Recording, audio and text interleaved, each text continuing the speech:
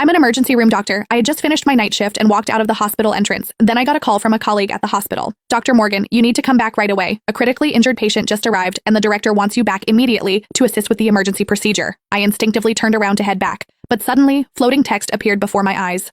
Whatever you do, don't enter that operating room. Don't participate in this procedure. The patient is already dead. You're just going to be the scapegoat for the director's daughter. This patient comes from a powerful family. Not only will you get a death sentence, but your parents will be driven to suicide too. My footsteps froze. A few seconds later, my heart went cold. I decided to trust these messages, to take this gamble. My eyes quickly scanned the ground. I immediately locked onto an uncovered manhole on the road surface. I gritted my teeth and squeezed my eyes shut, then threw myself deliberately into the opening. I've been working as an emergency room doctor for almost 10 years now. I've always valued my patients' lives more than my own. So when I received that call from my department, I didn't hesitate for a second. I immediately turned back, just as I was about to reach the emergency building entrance. These floating messages suddenly appeared out of nowhere before my eyes. I froze. I shook my head frantically and rubbed my eyes, wondering if working night shifts had finally broken my brain, but the messages kept scrolling steadily above my head. It's over. The moment you step into that operating room, they'll declare the patient dead. They're waiting for you to go in so you can be their scapegoat. The entire operating room will cover for the director's daughter, Emily Tang, claiming your operational error caused the patient's death. Be careful. My mouth fell open. Emily Tang was my roommate and close friend throughout our 4 years of medical school.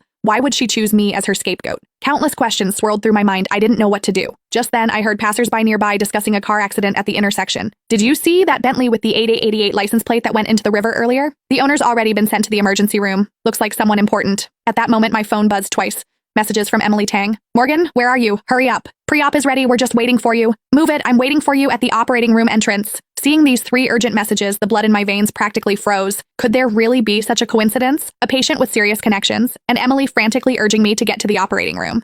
Thinking calmly about it, this was supposedly just a routine emergency.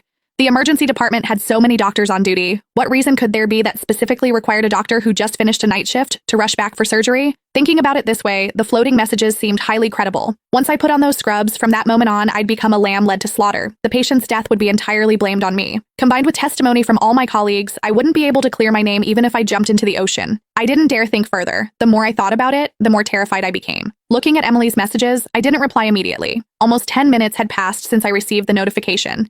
I quickly made a decision in my mind. Since the messages said I would be framed, then I'd take this gamble, as long as I didn't appear in that operating room. No one could frame me. My eyes quickly scanned the ground. I immediately locked onto a spot in front of the emergency building, an uncovered manhole on the road surface. I pretended to hurry toward the emergency entrance. As I approached the opening, I gritted my teeth and suddenly shut my eyes, then threw my entire body into the manhole. The sensation of weightlessness suddenly engulfed me. I instinctively tensed my body. The next second, I crashed heavily onto the hard cement floor at the bottom of the well.